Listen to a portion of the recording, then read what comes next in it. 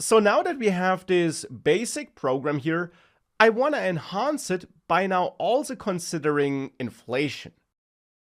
Because of course our real future value will depend on the rate of inflation we'll have every year. For example, if the inflation rate would be higher than the expected return rate, we would end up with less money after all these years than we had at the beginning. At least after considering inflation, of course. So the real value of that money.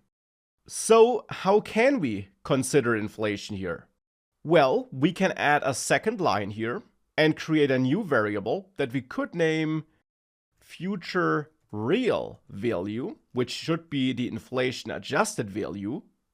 And here I want to divide my future value by 1 plus the inflation rate to the power of years. We could also merge it all into one formula, but here I'll split it up so that we'll have two values, which we then could also compare. Now in this program here, I eventually want to allow the user to enter values for the investment amount, the years, and the expected return rate. But I don't want to allow that for the inflation.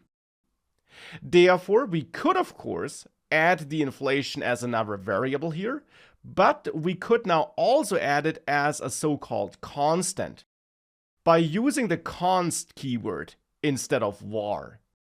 With const, you still create a data container, just as with var, but unlike with var, you'll not be able to ever change the value stored in that container.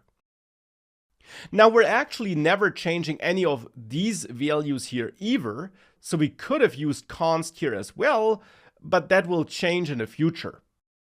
So therefore here I'll add a new data container with const to create such a constant and name that constant inflation rate. And then, just as with a variable, we should store a value in there. And here I'll choose 2.5, let's say, 2.5% per year. And you can of course choose any value you want. If you choose a value that has no decimal place though, you might want to explicitly set this type to float64 so that this inflation rate can be used in calculations without issues. Here I'll choose a value with a decimal place though. So with that we got that inflation rate. Now we can use it here in this formula by again using mathpow here and then passing 1 plus inflation rate divided by 100 as a first value to this POW function. So the same conversion we did with the expected return rate, I'll do it here with the inflation rate. And then pass years as a second value. And with that we'll get our future real value. And that's all. That's one way of considering inflation. And with that we can then of course also output that by adding another print line statement here. And here I want to output the future real value. With that, if we save this code, we can of course again run this application with go run dot, and as a result I now get two values here where the second value is the value adjusted for inflation.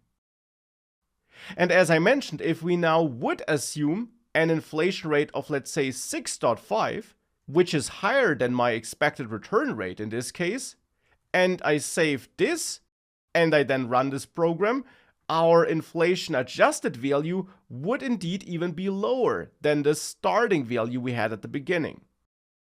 And that's how we can incorporate inflation here and how we can work with constants.